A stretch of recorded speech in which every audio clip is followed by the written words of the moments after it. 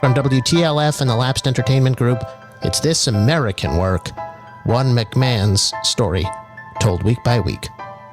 I'm Nasal Gas.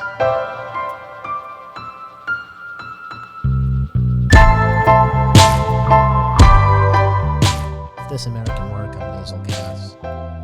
Act 4, Linda. The last time we were with you in a narrative format here on the program, we left off at the wedding. The nuptials, the pending nuptials, should we say, between Vince K. McMahon and Linda Edwards. Out of North Carolina, of course. We learned that they met in church, relatively young. I believe Linda was 13 at the time Vince McMahon first laid eyes on her, and they were married by the time she was 16, off to East Carolina University to study business together. And it was all in the context back then of a deeper understanding, an exploration, if you will, of Vince McMahon's troubled upbringing in Havelock, North Carolina, and surrounding communities, in trailers under an abusive stepfather, and we painted quite a picture there. But now that Vince McMahon has seen in his life a glimpse of light, a glimpse of a life, a domestic harmony that so eluded him as a young man, now he gets to look at the Edwards family, the family of his soon-to-be wife, and maybe get a flavor of what he'd been missing out on. In 1999, he told Cigar Aficionado magazine, "I had no idea what a family was until I met Linda and saw how they lived. It was an Ozzie and Harriet life. There wasn't screaming and beating. You see, I thought, there's something else. I wanted some of that stability and love. And then I wanted more of it." Vince McMahon, welcome back to This American Work. Yeah, yes. My pleasure, I guess. We're talking about Linda. And you heard that quote. I'd like to start there. Right. When I read that back to you, your words back to you about what you saw in Linda Edwards at the time's family. How do you recollect on that now, where you're at in life? Well, I mean, they were certainly different. They were a different family, you know, and certainly a family that I appreciated from a kind of an ability, you know, being able to have the ability to tolerate one another. You know, in my family, you know, when I was growing up, it was toleration included, you know, a fist to the face and, you know, punch to the gut. So it was fascinating to me on a psychological level, on an emotional level, to be able to see a family and to be able to then be a part of a family who actually could talk their way through problems without, physicality and, physical, altercations. Would you say you absorbed that into your mentality, or was, the truculent nature of your upbringing just something that was impossible to shake? Or did Linda's family change the way you acted and behaved? Well, yeah. I mean, there was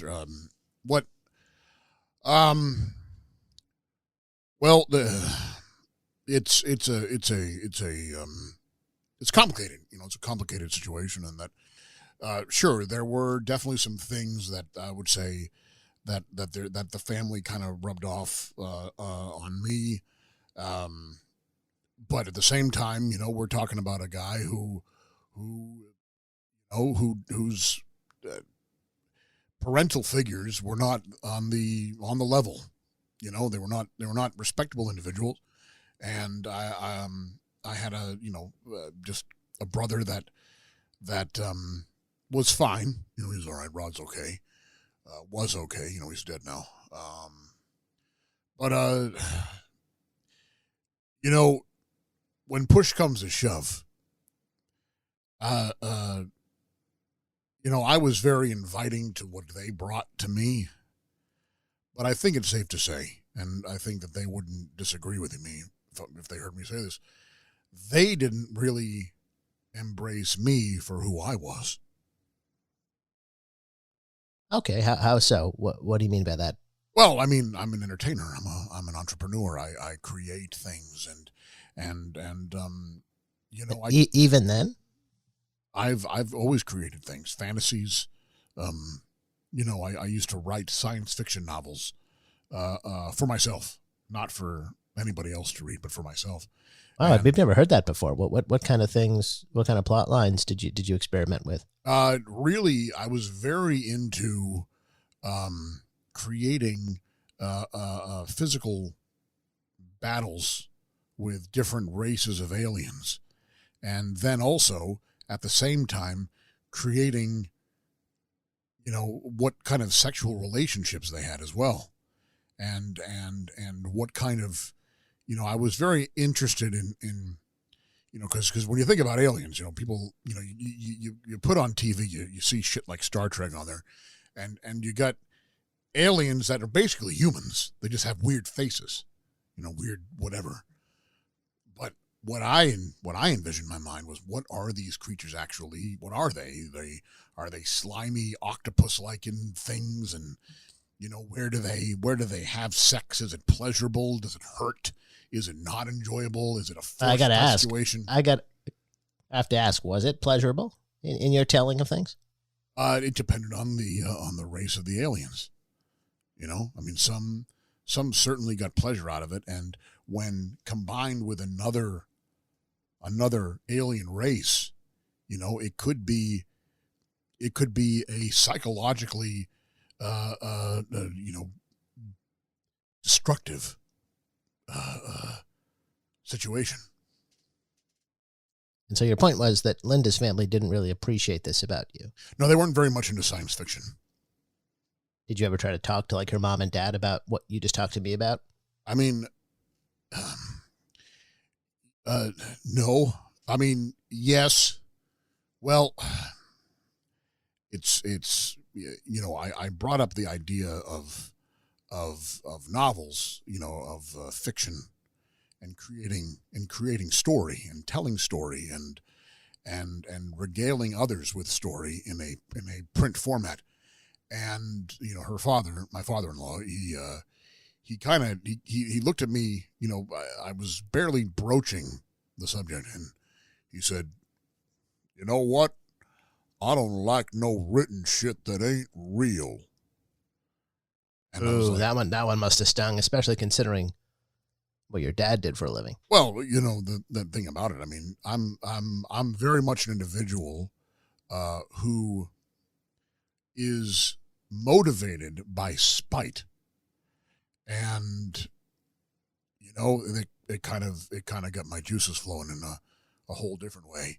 I believe I did have sex with Linda on her parents' bed that same night. I might have left a cum stain on his pillow. That's up for conjecture. But yeah, you know, I mean, I take something like that, you know, oh, you don't like fake shit, huh? You don't like fake shit? Well, I'm going to create the ultimate fake reality that you can create. How is leaving a cum stain on his pillow creating the ultimate fake reality? I don't get it. No, not the cum stain, the WWE. Oh, excuse me. Frog in my throat. Well, we know the story. Little different take on it, though, in terms of how you met Linda. This is you speaking to Michael Landsberg on TSN's Off the Record in Canada back in 1999. He actually got you and Linda to sit down for an interview.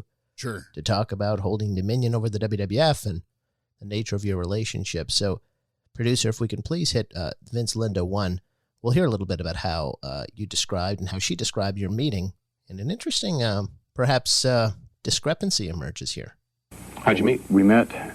You can tell that story because, again, no one's going to believe, first of all, what you said about me, okay?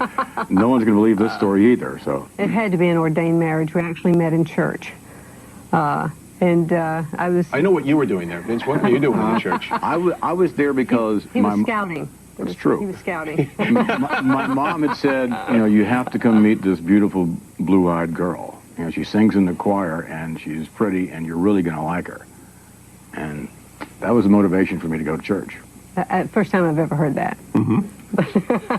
But thank you. The fact is we actually did really meet in church. And let's see, I think I was 13 years old. And Vince was... 16. Dare I say that you were older? Yes, you're 16.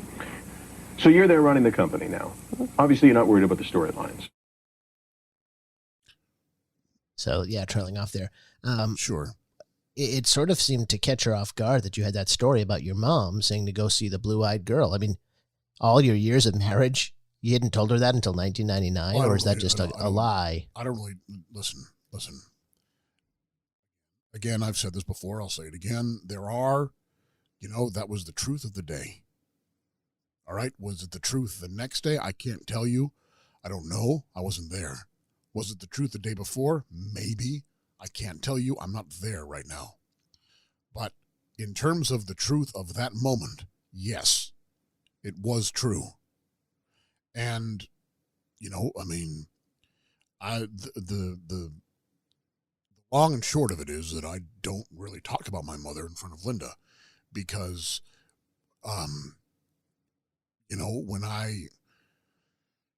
when I begin talking about my mother in front of Linda, it then creates a stir of anger in me, and it makes me want to lash out. Why in God's name would that be? Why would it create a stir of anger in you to talk about your mother in front of Linda? Because she's a whore. Who's a whore? My mom. Okay. She was a whore. And I just... Why would that manifest as anger towards Linda? That's what I don't get. Because she's a woman. And I modeled all women after my mother. And therefore, I have to basically in that I try to be a forward-thinking individual as best I can. But when it comes to my mother, I can't help but go back to that kind of lowbrow, low, just awful mentality, and I intend to lash out and do to my mother what she did. And then in that regard, every woman is my mother, and I will lash out. And I will lash out in ways that you don't want to talk about at a party. Wow, that's really, really sort of disturbing. Last time you were with us, you told us that story of going to the church and seeing the young girl with the blue eyes, that it was actually someone who was sitting behind Linda and not Linda that you were talking about. Huh? Would that perhaps explain why Linda acted so surprised at that version of events as told on TSN all those years ago? Who was what? Well, you told us that when you walked into that church that day, that and described the beautiful blue-eyed girl who was singing, that you actually weren't talking about Linda. You were talking about someone sitting near Linda. You remember saying that? I mean, was that just true at the time? I see what you're doing there. So you're trying to catch me off guard with your little sneaky question. Nope, just repeating what you said to me. No, I don't know why you're trying to catch me off guard, and that's fine. You know what? That's your job. I want you to keep me on my toes. The bottom line is regarding that is that it's neither here nor there, because when push came to shove, that's the story I told Linda. That's the story I'm sticking to, and I created the truth in that situation. So what is the story you're sticking to? I need clarity here. The story is that I came to church for both Linda and the woman behind her, and I had sex with both of them. Oh, so that's a little different. Okay. All right. What do you want? The truth would be nice. I gave you a truth. I didn't say a truth. I said the truth. I can't, listen, I can give you the truth in the moment. Okay. So we heard from I'm being Linda as honest as I can here. You want it all, I'm giving it to you. So wedding bells rang. You were married to Linda in 1966, in August of 1966. I believe we even have a clipping 1966. You're damn right. Is that how you looked at it? I think we That's have a clipping here from the local newspaper of Linda. There she is, looking splendid, looking lovely. Miss Linda Marie Edwards, daughter of Mr. and Mrs. Henry Walton Edwards of Route 4, New Bern. That's in North Carolina. son of and Vincent Kennedy McMahon, son of Vincent James McMahon of Washington, D.C., and That's Mrs. right. Victoria Askew of Millington, Tennessee, exchanged wedding vows Saturday in the Neuse Forest Presbyterian Church. Was that must have been the church then? Yes, that was the church, and What's the filthiest thing you ever did in that church? oh God, well, the dirtiest thing, I probably coming on the crucifix.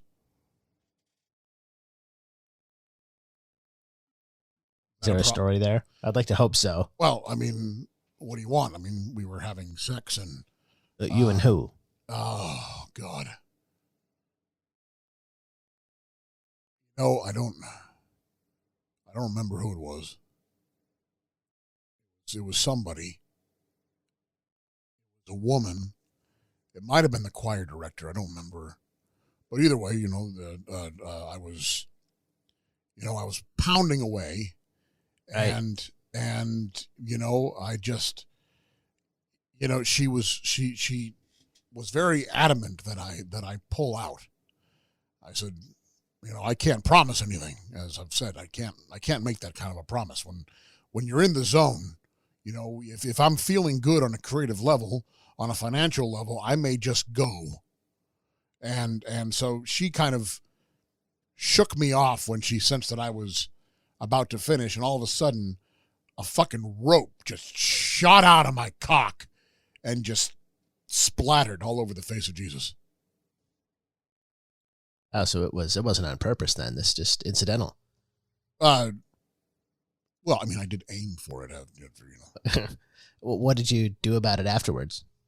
I left it there. I said, you know what? Let's see people praise my cum on Jesus Christ. So nobody noticed it? Nobody cleaned it up? Nobody's like, what the hell is that? Oh, they did say that, but, I mean, I don't want to be the altar boy fucking cleaning that mess up, No, certainly not. Rites were performed, it says here, by the Reverend Tom Jones. What do you remember about the Reverend Jones? He's a great singer. Big fan. The bride was given in marriage by her father. Miss Janice Galasso was maid of honor, and bridesmaids were Miss Cynthia Strickland of Portsmouth, Virginia, Miss Judy Littleton, Miss Marion Brinson, Miss Nancy Clark, Miss Jenny Kennel, and Miss Robbie Fitterman. Let me ask you a question. Yeah. Have you ever, on your wedding night, had sex with all of the bridesmaids at the same time? Well, can't say I have. I can. And How I did you- came in all of them. You had that many orgasms in one sitting? Oh, what's like Listen, 6? Listen, I can come again and again and again. I don't need a recharge. I let loose, and I'm going to get you my juice. What the fuck, Vince? So, no, you know what? You're just telling tales right now. This is not You just think it's cool to say you had sex with everybody. There's no way Absolutely you had not. sex with all of Linda's bridesmaids. That's ridiculous. Why not? Why is it ridiculous? How did you coax them into doing that? At the same time, I wouldn't believe it if you said individually. Listen, all you got to do is just say, hey, come here. You want a surprise? You want a Big Mac attack? Do you want the greatest thing that'll ever slide between your legs? And they get thirsty for it. They can't help it. They need it. And I give it to them because I'm a giver. And I like to give pleasure. Roderick McMahon of Millington, Tennessee was his brother's best man. Rarely got laid. Really? Oh my God. I actually, there were women that I had to pay them to basically not have sex with him. He tried to pay him to do it. They wouldn't do it, but they wanted their money, and so I paid him to leave. Okay, well, I didn't intend on asking anything about Rod. I mean, we've covered him a lot, but he was your best man. What did that mean to you? Well, I mean, there wasn't many other people who could be that position. So I said, Rod, I got nobody else. You want to do That's it? a sweet way. That's a sweet way of putting it. I'm sure he was really honored by that. Fine if he was. I really don't. I didn't care. I don't care. I won't care, and that's just the way that's the way it was. Did you tell him about the bridesmaids? Oh, absolutely. I loved, because the thing is, because he just was a fucking loser when it came to sexual intercourse. I loved telling him about all of my endeavors, from, shoving the leaves up the pussy to just going to town on a random woman. Oh, it was great just to see his eyes, to see him like feel that desire to fuck something but not be able to do it. Right, he could never have it for himself, right? That's right. Is that part of the reason you told him with so much vigor and passion, is because you knew he couldn't have it himself? Well, I like to get a reaction out of individuals, as that's kind of the whole thing. I like to create emotions. I like to help people emote on a visceral level. All right. Ushers were Bill Parker of Charlotte, Terry Edwards of Ashboro, Reuben Hart, Billy Peterson, Don Pierce, and Dusty Anderson of Raleigh. Those names mean anything to you all these years later? Oh, God. I actually think I made them all up. I don't think those are real people. I think I might have just written something into the newspaper to make it seem like I had more people there on my side than to compare with Linda. I don't think they exist. Rod was there, though, to be clear. Yes, he might have been. I believe he was, because I do remember telling him about the bridesmaids. The parents of the bride entertained at a church reception. Remember anything about the reception? What, did it resemble Paul Vachon's at all? That was very good. Especially the part where the woman in a mask was sexually harassed. Yeah. Well, there were, sadly, the only thing we were missing from the wedding of Paul Vachon was Captain Lou. We didn't have Captain Lou at my wedding. Okay. Anything else you remember about the reception? Let me guess. There was fornication, right? No, I don't know. That's very presumptuous of you. I know there just was taking a guess. There was no. The fornication happened between ceremony and reception. The reception was a clean affair. We just had, we danced, we sang, we cut the cake, we did all that normal horseshit you do at a wedding. Miss McMahon will enter East Carolina College, it says here, in the fall. Her husband will be a rising junior. What was it like getting married while... Oh, I was a rising junior, all right.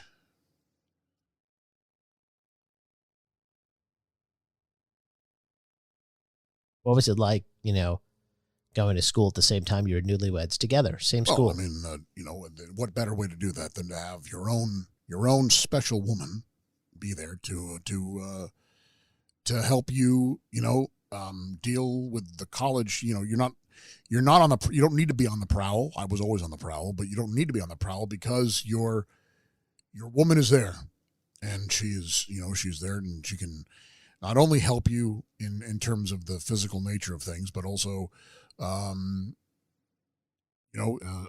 terms of the academics. She's a very smart lady, is Linda. She knows what she's doing in the books, and it was quite a situation to have. After a wedding trip, the couple will reside in Greenville. Wedding trip. That's one way to refer to a honeymoon. Did you guys go on a honeymoon? Well, we it was we went up to New York to work for my dad for a little while. Okay. You told Playboy magazine, still you were dying, this is Playboy talking, still you were dying to follow your father into the wrestling business. And you said, I loved it from the day I saw it, the characters. But my dad was pragmatic. He remembered the bad years, and he'd say, get a government job so you can have a pension. So here you are, entering East Carolina University, majoring in business. And was your father's advice to you ringing in your ears, enrolling in East Carolina? No. I mean, first of all, I believe that I was saying something about the wrestling business at the time because the success of the company, and we were receiving the most mainstream press we'd ever received. There was never a time before where we'd have been, where I would be featured in an interview in Playboy magazine.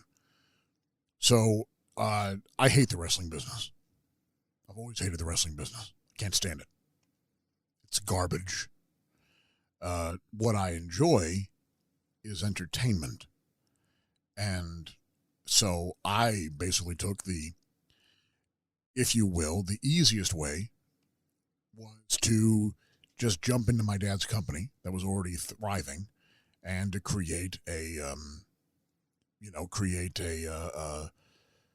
transform what was known as wrestling, good old Southern fucking wrestling, and create what could be called sports entertainment, and then make it just entertainment.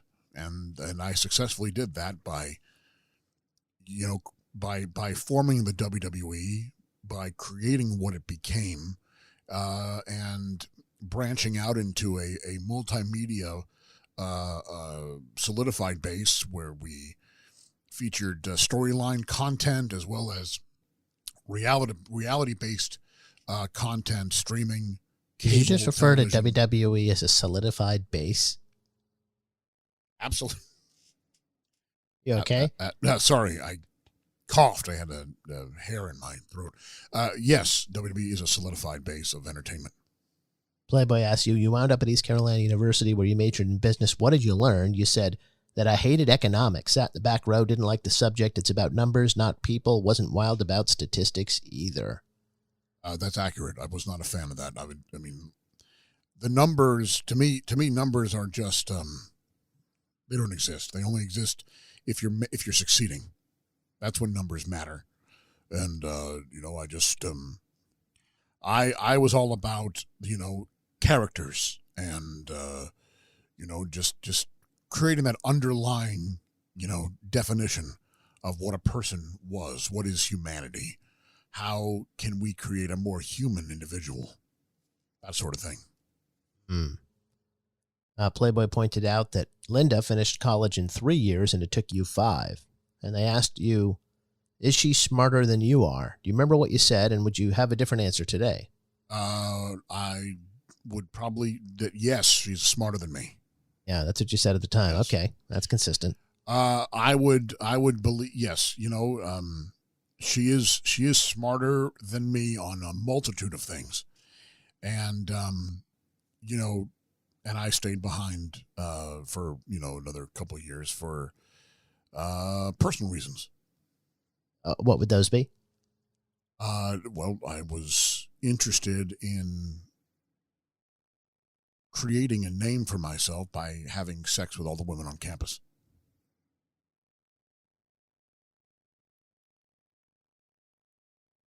And I succeeded. Yeah, I was going to say.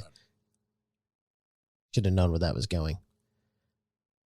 Well, they asked you if it came down to your first class. You said you had to go back to a couple of professors to get them to change you from an A, from a B plus to an A, or you wouldn't have made it. They said, why did they agree? You said, I guess they didn't expect a knock on the door from a student who wouldn't take no for an answer. Did you threaten these folks? Well, it depends on how do you define threaten? I don't know, take no for an answer.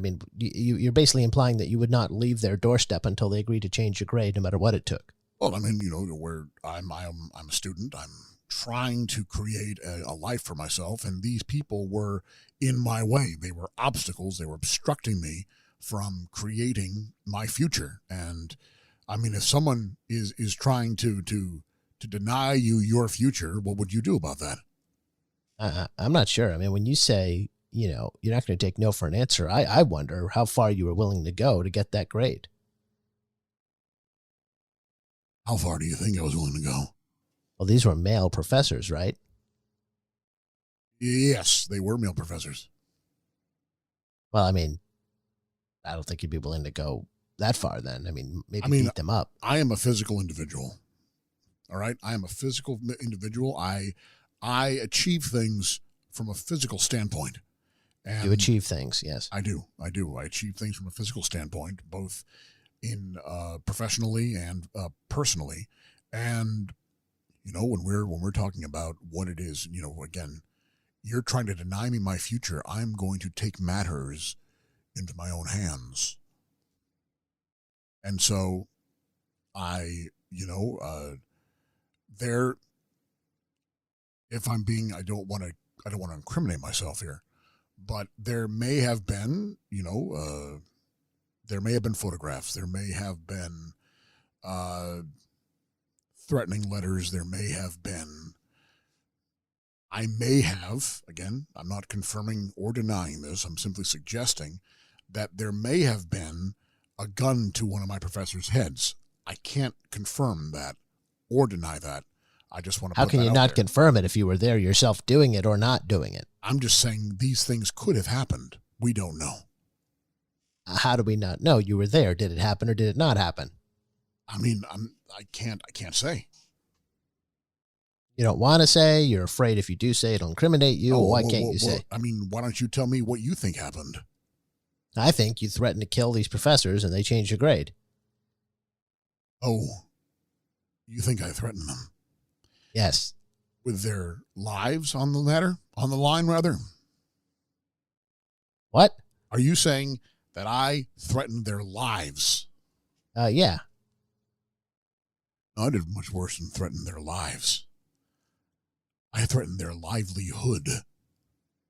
See, what people don't know about me, what people maybe don't want to know about me, is that I'm willing to, and you can ask many of my employees, pretty much any of my employees, I am willing to go so far as to publicly destroy your image before anything.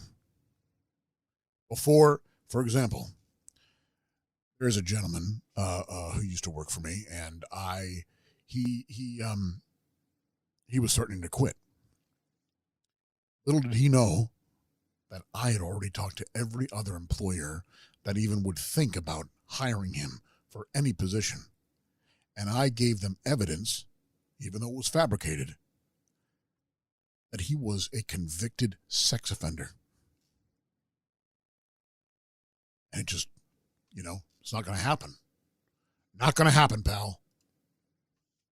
Well, you told Playboy someone who was saying he's been here 5 years and his wife's been here 3 and she's graduating and she's pregnant. Now they figure this kid has either made up a hell of a story or maybe it's true. Either way, it didn't hurt them to change the grade. No. I told them, all right, I said to them, I looked them straight in the eye and I said, listen, you fucking prick. I own you. I pay your fucking salary with my fucking tuition. You're going to give me my grade or I'm going to expose this story to the entire world that you had dead people, you buried people in your front yard. And I was going to plant people there. I was going to plant bones. I'd already done it. I was going to say, you dig up them right now. Wait, where did you get the bones from? I went to a bone facility.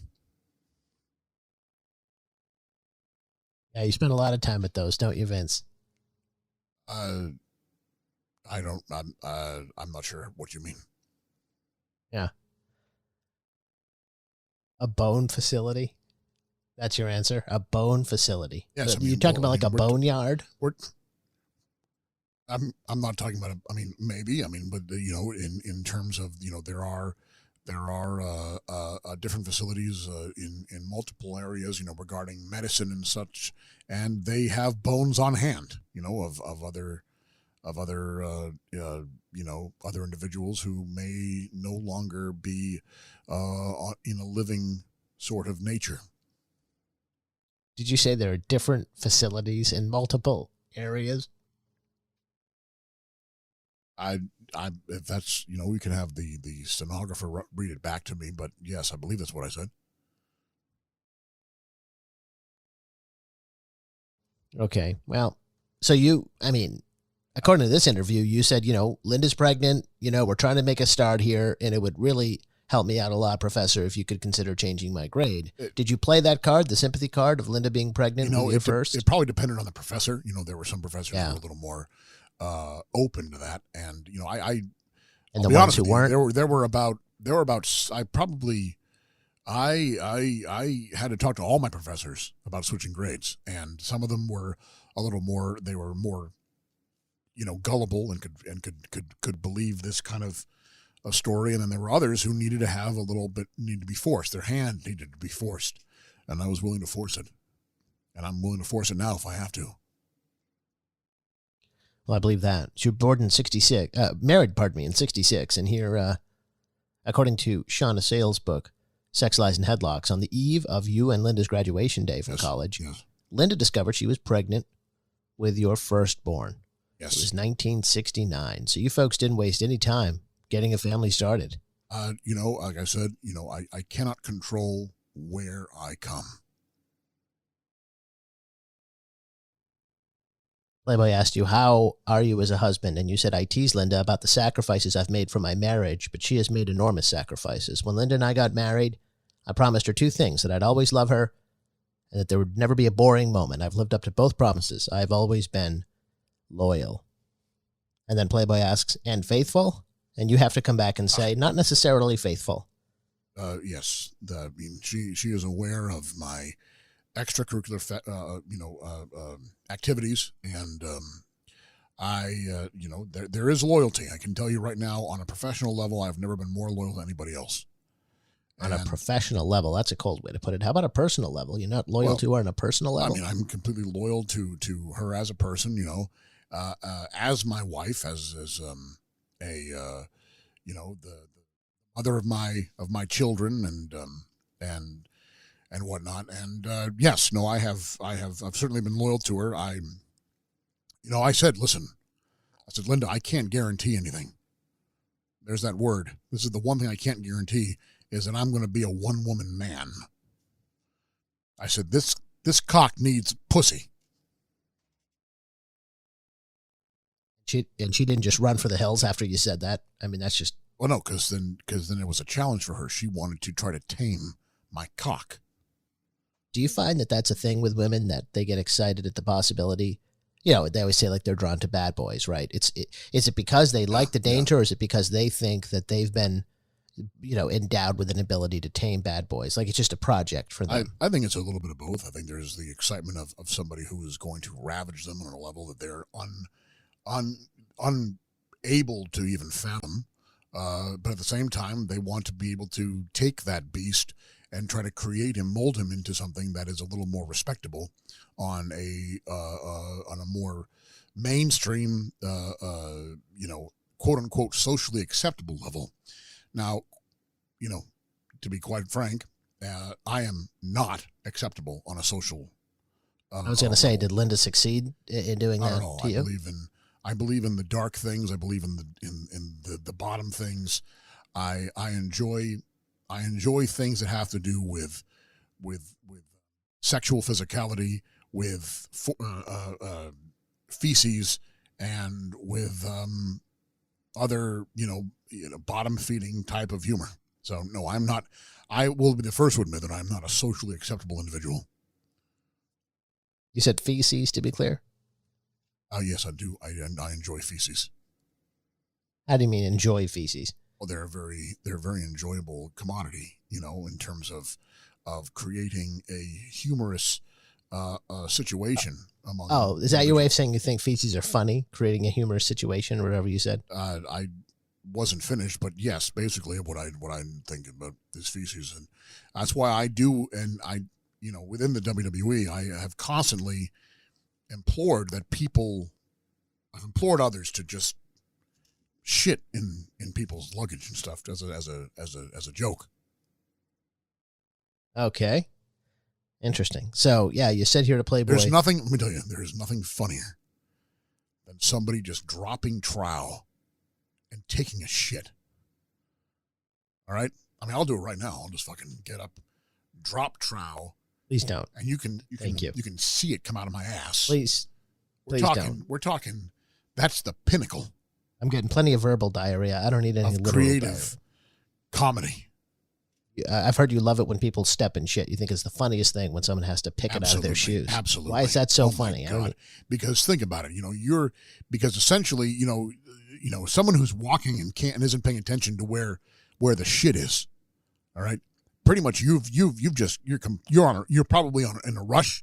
You're probably on your way to go someplace. You got something to do, and then what you have is you've got doo-doo on your shoe, and that is fucking hilarious. So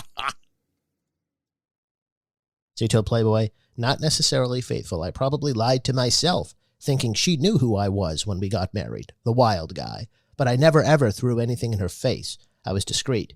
And Linda never suffered from a lack of attention, physical or emotional. But one day she asked me point blank, are you having an affair with so-and-so? And I've never lied to her. Yes. It crushed her. Then she asked, what about such and such? Yes. It went on. More names. I said yes. And yes. And yes. You remember that juncture in your marriage? And was it a stress test for you guys? Did you feel like in the back of your mind there was a chance she would leave you as you admitted to these infidelities?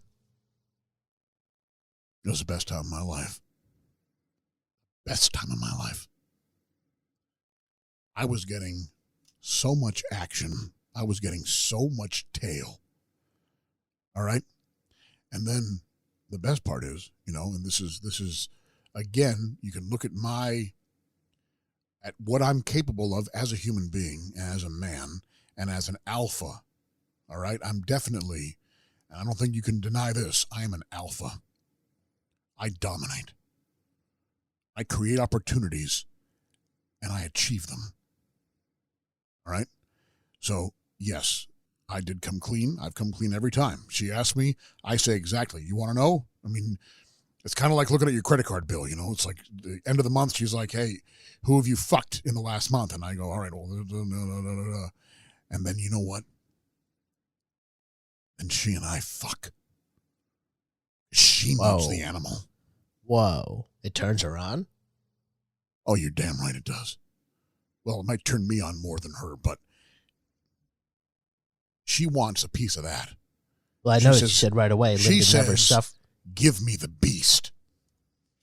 I noticed you said right away, Linda never suffered from a lack of attention, physical or emotional. Never. If she wanted it, I gave it to her. So do you think part of her calculus for not leaving you when you confessed to these infidelities was that she still wanted you to lay it on her? Linda knows that she can't leave. You're really just going to leave it at that? Well, I'm waiting for a follow-up question from you. Well, she can't leave. Why? Because she loves the sex or because you've threatened her or what? I could take that a million different ways. Linda is aware of Linda needs things. Linda has her needs both on a personal level, on a physical level, but then on a professional level.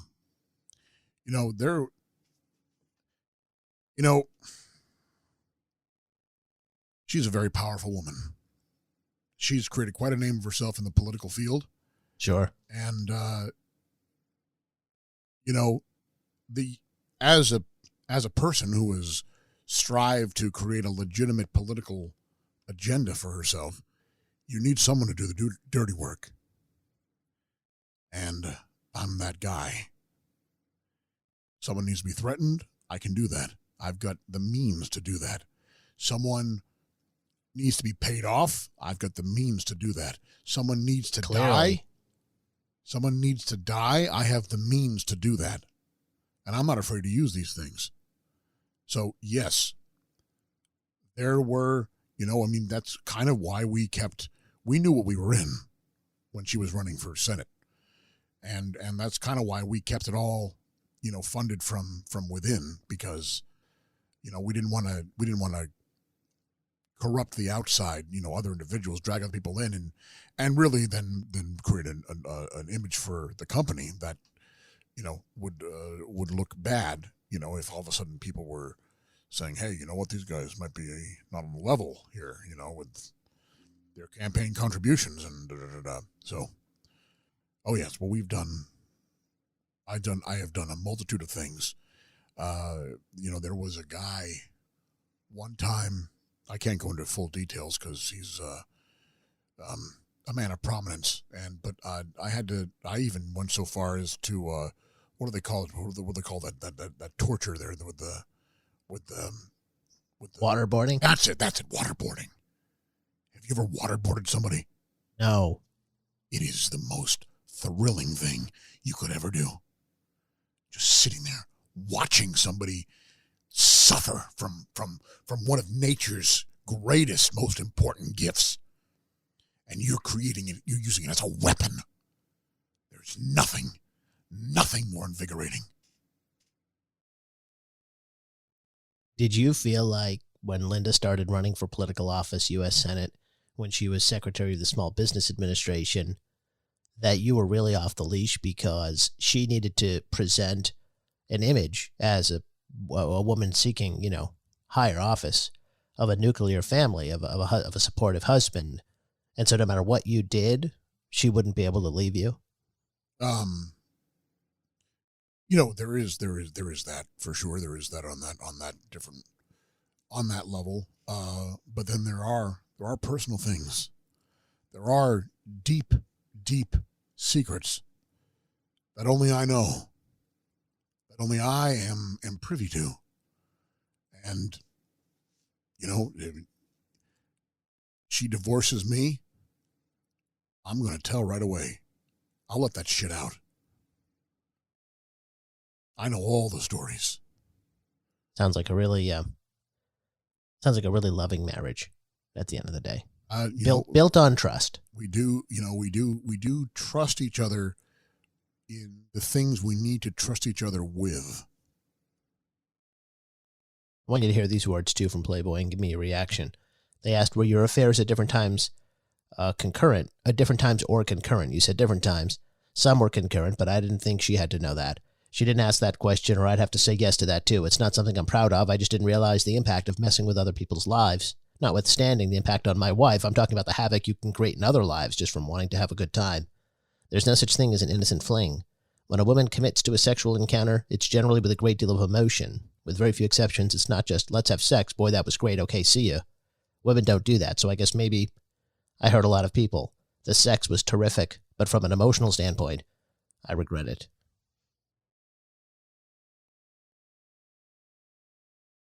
What? Did you change? Playboy asked. You said, I learned about the ramifications of a sexual relationship if you're married. You're touching a lot of lives, most negatively. You think it was just supposed to be sexual. You were supposed to have a great time and be better off. But it's always more complicated than that. It can interfere with your own life, too. Having an affair, running off here and there, can take a lot of energy. It takes a lot of effort, a lot of time. The last 5 or 6 years, I've found that I not only appreciate my wife more, but I can get a hell of a lot more done. I mean, you're making cheating on her sound like a return on investment calculation or something. I mean, why not? As if the juice was worth the squeeze. Absolutely. The juice is always worth the squeeze. I mean, listen. When I believe that as the individual that I am, as a person who has basically, I have the Midas touch, always have had the Midas touch, because I've been able to basically create garbage and get paid for it at times. That's the beauty of it. And I know what I'm doing. Everyone thinks that I've lost touch, that I don't have my finger on the pulse of the population. No, I do. I just want to prove to me and prove to you and prove to everybody else that I can still make more money than you and feed you garbage. All right? And I do that. I do that on a regular basis. I've always done that. Now, I believe in that regard that also can play into my personal life. So in a weird way, I'm simply challenging myself to go as far as I can go and still win in the end, because nobody's going to stop me, because I constantly push forward. It doesn't matter what's coming at me. I will always push forward. I will always penetrate. I will always divide and conquer with myself. Unstoppable, unbeatable, indestructible. I am the dominant force in this world. One of the things it sounds like you were saying that you came up against in terms of an obstacle was, in fact, emotional attachment from some of the women you had affairs with, who have their own families, if I'm reading correctly between the lines here, and that caused a lot of strife for you. You mentioned having to expend a ton of energy having to deal with the fact that, for a lot of these women, it wasn't just about sex. Sometimes I have to just, in that regard, you have to pay people to leave me alone. It's not even, it's paying to be left alone. I'm not here for a relationship. I'm here to fuck and get out. And if you can't handle that, we're going to have a problem. Have you found a lot of divas over the years have basically tried to become your girlfriend to try to get ahead? To get ahead, I get ahead. I'll tell you that.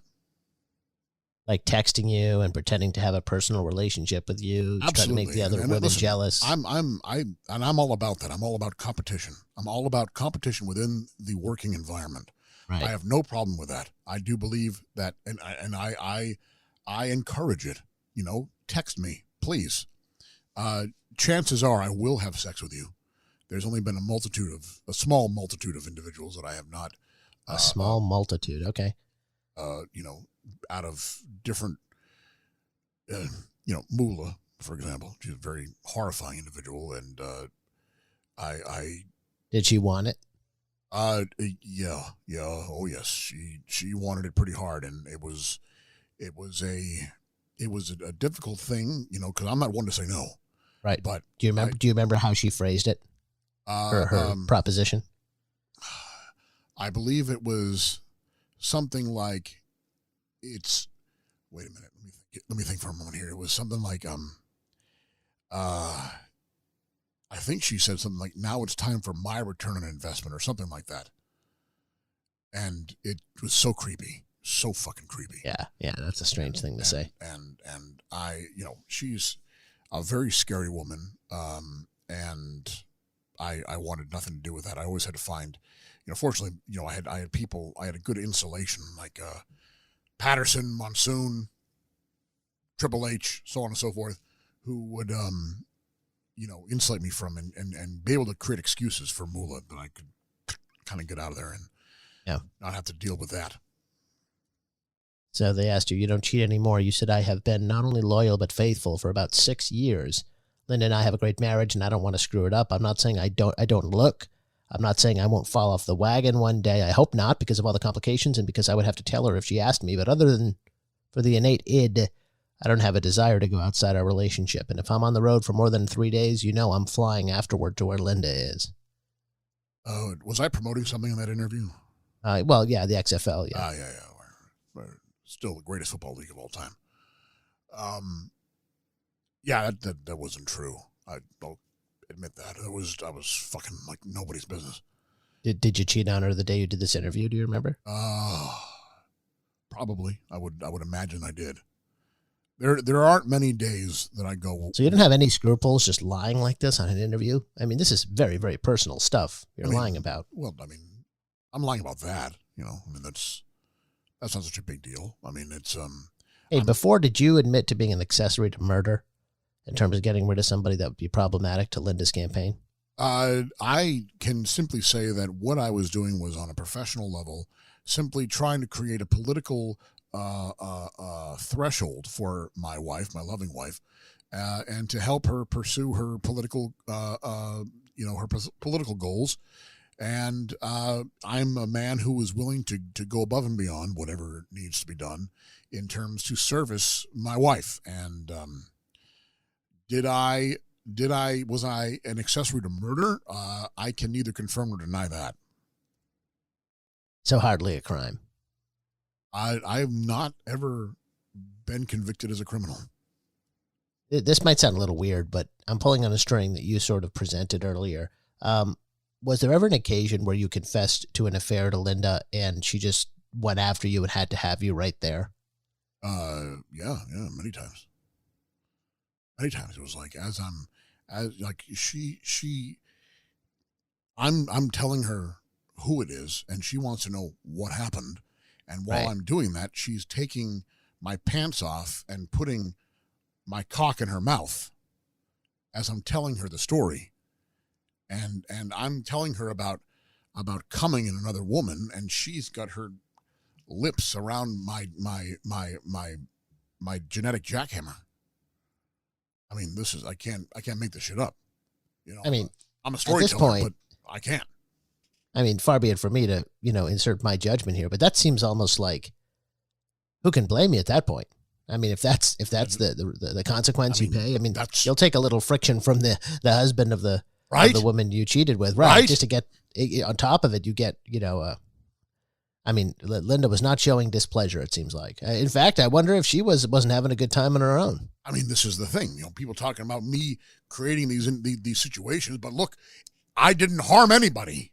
Nobody's harmed. Everyone came out better. The women have more money than they could ask for. Linda and I are fine. I get sex. It's a great life. But what about those women that felt coerced into doing it? I don't know what you wanted me to say. I mean, I don't accept coercion as an answer. I cannot accept that coercion happened if I didn't realize it happened. Okay. I mean, if I'm Linda coercing somebody, I know I'm going to coerce somebody. I mean, I certainly do that all the time with my talent. I coerce them all the time into doing what I need them to do. Did Linda pay any guys to not talk about affairs? You'll have to talk to her about that. That's her business, not mine. Let's hit a piece of sound here. This is the second Vince Linda clip from that TSN interview. As she talks about, and I think hints a couple years before this interview, and I think before it was generally understood that your marriage had hit some rough patches and there had been infidelities. Perhaps she's referring to it here, if we can read between the lines. Here she is speaking to Michael Landsberg. Well, I certainly see him as a very, very shrewd businessman. I have been married to Vince for over 32 years, almost 33 now. I've known him for another 3 years beyond that. I was only 6 when we got married, though. But I have known Vince to be... Vince, I wouldn't laugh at that, by the way. I don't. It doesn't reflect well on you. I'm sorry. He's a wonderful husband. He's a great father.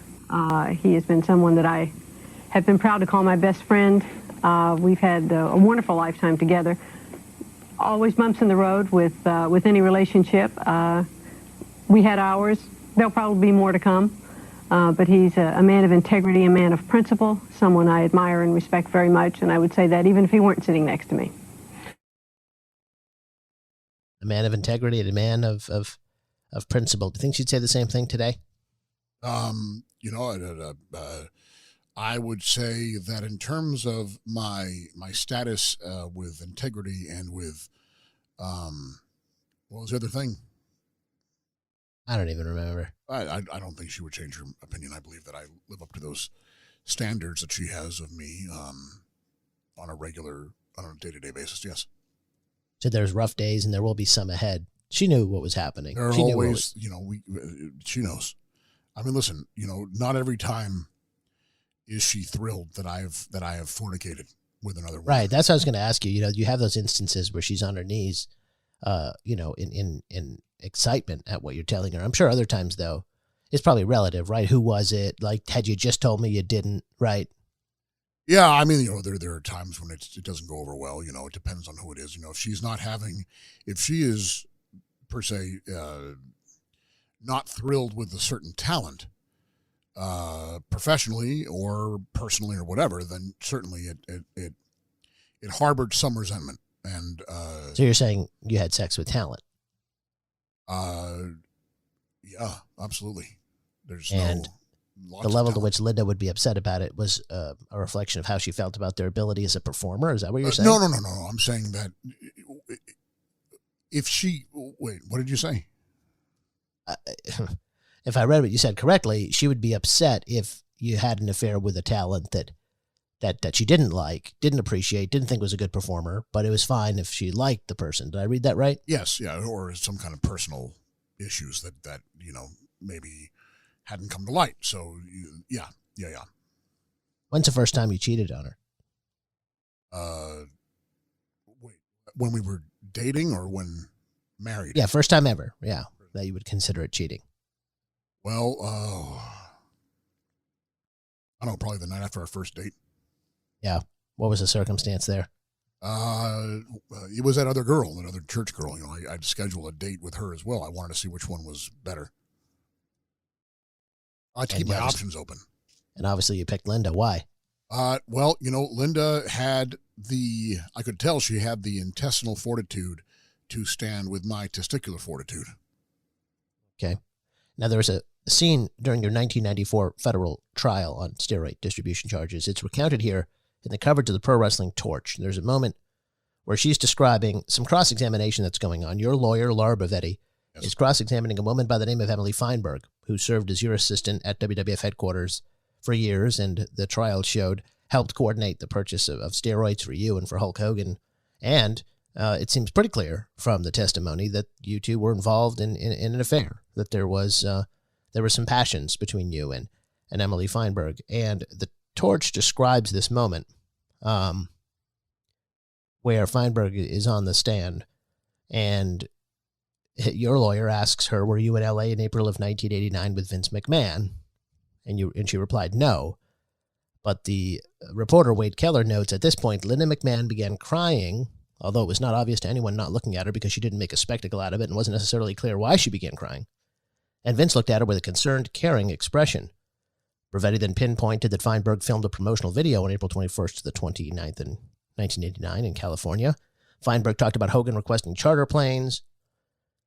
And then a good 15 minutes after she first began crying, Keller notes, Linda was still welled up, and McMahon continued to look at her with what appeared to be an apologetic smile, asking for reassuring eye contact, as Bravetti went over some dates in Feinberg's book where she had no notes concerning Vince's whereabouts. A few minutes later, during a sidebar, Vince walked over to Linda's side and talked with her. He returned to his seat after the sidebar with a very distressful look on his face. What are your memories of this moment in court? That was all a fabricated stunt. Excuse me? It was a fabricated stunt. I mean, what Emily said on the stand was completely real, but we knew that was coming, and so Linda and I fabricated a stunt. Create, you know, some What good would it do you to pretend to have a heart-to-heart with her? Let me tell you this.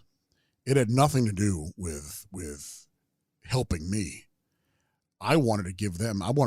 But at this point, all right, let me tell you, the prosecution had nothing, had shit. All right? And so I was like, let's see if we can even get some sympathy for them, because I had this in the fucking bag. I mean, I didn't even put on a defense. Need I remind you? I didn't put on a defense. I didn't need to put on a defense because I did nothing wrong. All right? So I said to Linda, you want to have some fun with these fucking guys, this fucking Sean O'Shea piece of shit. Sean O'Shit. Really? You get that? Sean O'Shit. You know what I'm saying? It. You get very it? Clever. Sean O'Shit. I said, let's fuck with him. All right? So I said, when Feinberg talks about the LA trip, I said, let's, act like you were upset about it. And she was like, fine. And so we played the part. Tried to create sympathy for the other side to give them a chance. Obviously didn't work because I didn't need to put on a defense. Creating drama to the end. Hot finishes to the end. I do believe in drama as being the source of human interaction. A cynic might say that you're making all that up, that in fact Linda was crushed by the revelations on the stand, and that this is a moment. Yeah. I am a cynic. I don't believe anything. So you'll forgive me then when I say that I choose to believe that Linda did not know but suspected something was going on between you and Emily, that you had denied it to her, counter to your claims in Playboy that you've always been honest with her about it, and that this, fact pattern laid out in your trial left no doubt as to the fact that you two had an involvement and that she was crushed by this. So you're accusing me of lying right now. You're accusing me of not telling the truth about Emily Feinberg and my wife. at my trial. Accused is a strong word. And no, not at it your is? trial. You weren't testifying. No, you weren't testifying. No, I'm not saying you committed any perjury. You didn't even say a word. You're telling me, but you're telling me right now that I lied to you. Yeah, for sure. You've definitely lied to me. I did not lie to you. I have never lied to you. I tell you the exact same truth that I tell Linda. And so that means you lie to both of us. That could just as likely mean you lie to both of us. I don't lie. There's no need to lie. The truth is far too much fun. So this hurt on the face of Linda that Wade Keller observes, you're saying was a complete put on, a complete show. I mean, I am in the entertainment business. So is my wife. We know exactly how to pull a stunt off like that. And you'd put it past us? I mean, we had fucking Alpha making eyes at the fucking jurors. I mean, come on. We made it a fucking a vehicle for personal entertainment. I mean, I'd be willing to believe all this, Vince, but where you lost me was when you said that you somehow did this to stack the deck against yourself. Absolutely. I don't see it. No, there's no way it's in your nature to put yourself in that position. I told Hulk Hogan. I told Hulk Hogan to testify against me. And he did. And he did. You don't understand the grand scheme of things. All right? How do you mean? There is so much more than just these little moments. I was creating a base for the future of the McMahon dynasty. And it started at that trial. Right? It was at the very, very beginning. I gave them information on me. Who? You gave who information on you? I gave Sean O'Shea information on me. What? How did you do that? I did it anonymously. I said, here, look at here's some Vince McMahon stuff. I mean, I didn't plan on getting to the trial for a long time here in This American Work. Maybe we should put a pin in it. I can just say that there's, we're talking such a massive, and I don't mind saying this out loud, conspiracy that we were doing. Does this have anything to do with the tapes that we unearthed of you talking to Hulk Hogan? I mean, absolutely. Absolutely. Now it's starting, because it is Hogan, and he is the one that testified. And is Hulk Hogan. Been a while since I've listened to those tapes. I mean, stuff that was happening at that time. I mean, again, it wasn't about the immediate. It was about the future. And we were on a dominating mission. Let's go to the future a bit in another dominating mission. World Championship Wrestling. You purchased it in 2001. And yes. One of the women who comes over is Tori Wilson from WCW. Obviously a very beautiful lady. And one of the things that WWE fans at the time would have realized or recalled is that you involved yourself in an on-air storyline with Tori Wilson. The story was essentially that you and Linda on television were going to get a divorce. And it was going to happen after she caught you coming on to Tori Wilson. And I want to play a bit of sound. I want to relive that moment. And I want you to tell us sort of the degree to which this is method acting for you, knowing what we do now about your proclivities in the corner office. Yeah. And what was acting? What was stage drama? Let's hit Vince Tori. Tori, I have to say you were nothing short of magnificent. Thank you, Mr. McMahon. And I think one day you're going to be a huge WWF superstar. Yeah? Yeah, really. And what a nice location, the laundry room. I thought you might like this. That's very clever on your part if I just remove a little article here. If you don't mind. This jacket looks pretty hot, too. I don't know. What do you think? Oh, it's very warm in here. And Not these shirts. oh, A little sure. tight. Yeah, you're aggressive. I like that, I like aggressive women. You do? Yeah. I like aggressive WWF Is that a good superstars. quality? Oh, that's a very good quality, Tori. And I have a feeling that you're gonna climb that ladder of success right on up until you're right at the top of Mr. Mac Daddy. Mr. Baghdad. Yeah. Big Mr. Baghdad. Yeah. Oh, yeah. Oh, Tori. This is very... Ooh, nice. Oh, and... Oh, yeah. Yeah. Oh, Tori. You could very well. Help me.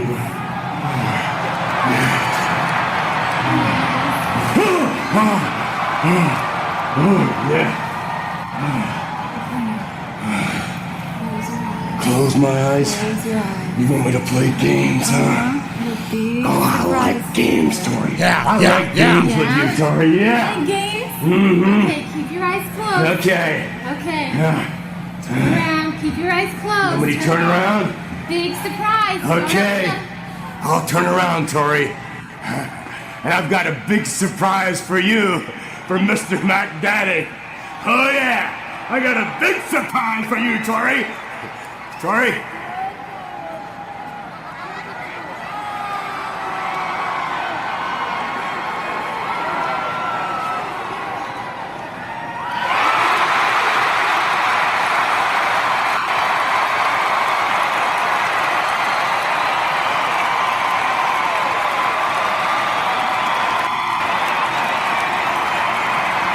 So there is Linda with her arms folded, catching you in the lap. James Man. This is not what it looks like. No, this is not what it looks like. And I don't think that you should be thinking that this is what this looks like. Not at all. I mean, what are you doing here? You don't trust me? Do you think I was gonna go through with something that was you don't trust me?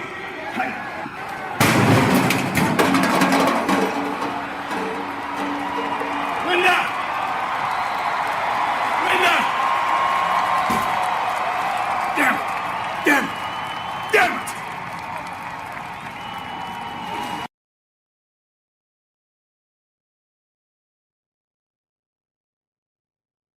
So, if we could pull up the picture of you and Tori, as sort of a backdrop, a sort of indication. Oh, yeah.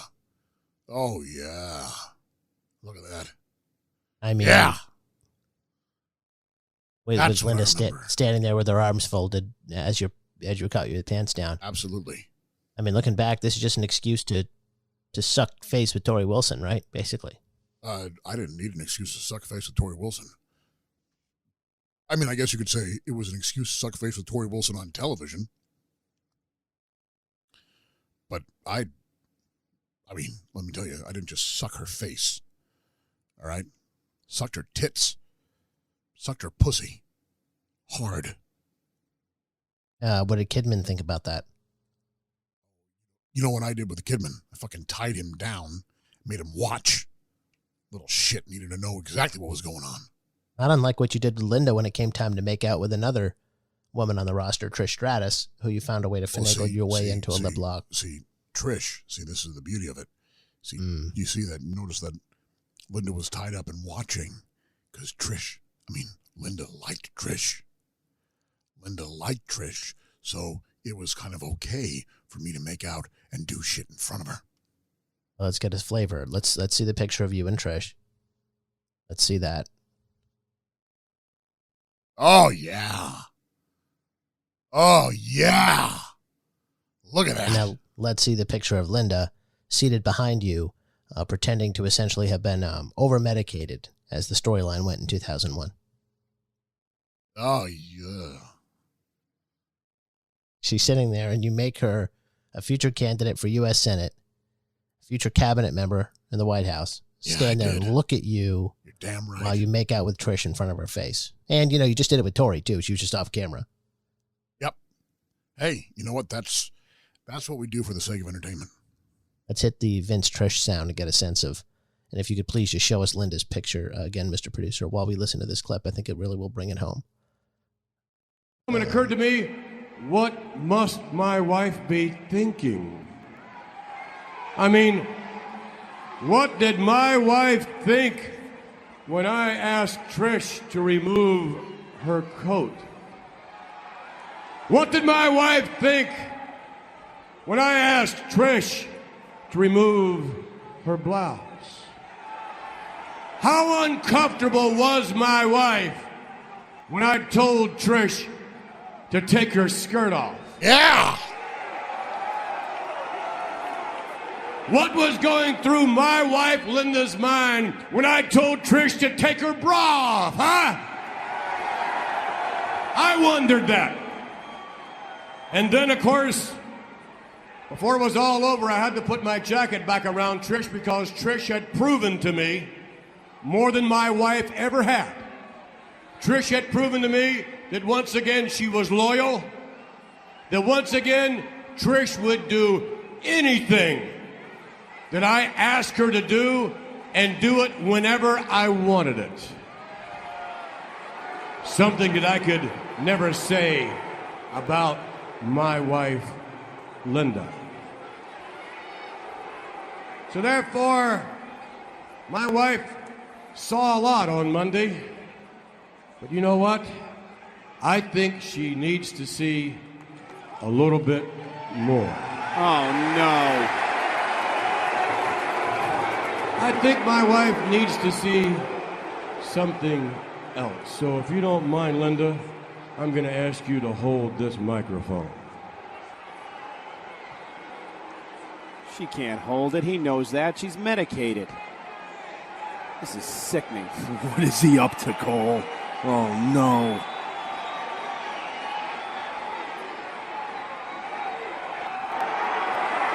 Well, this is very uncomfortable, Taz, and keep in mind, Linda McMahon, if she can see and hear all of this, I cannot believe that Mr. McMahon is putting his wife through something like this again. And what in the world is he going to do with Trish?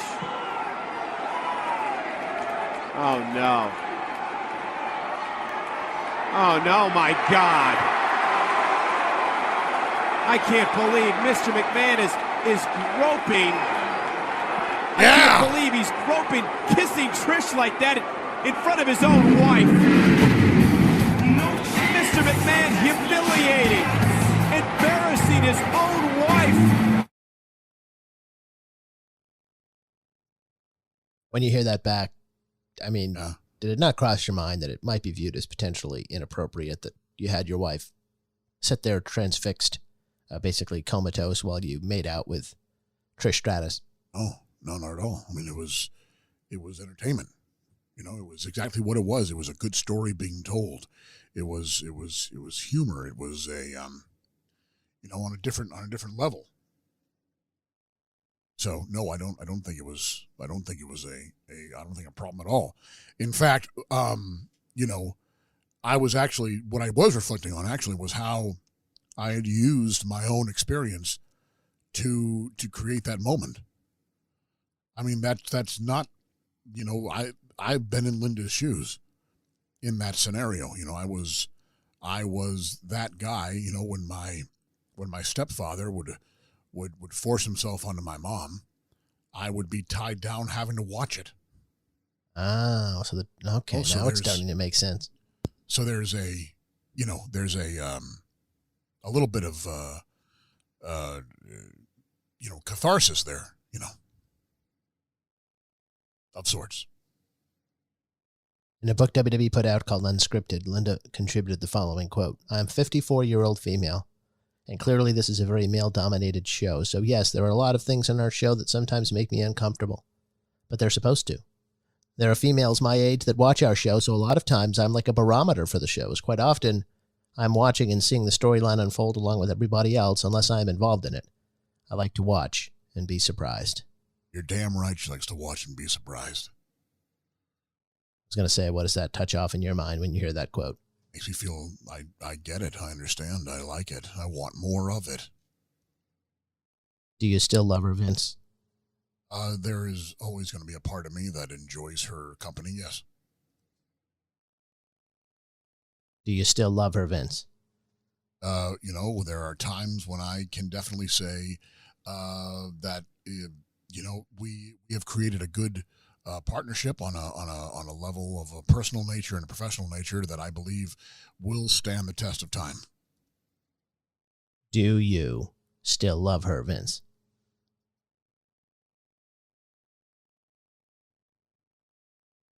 What? Next time in our program, we turn to the seed of the nuptials that we've spent the last little while talking about in the story of Vince McMahon, This American Work. It's Stephanie and Shane, the son and daughter of Vince and Linda. How did they come in to the picture, and what influence and outlook do they have on the life that their parents built for them? It's an American life, and it's an American work. We'll see you next time.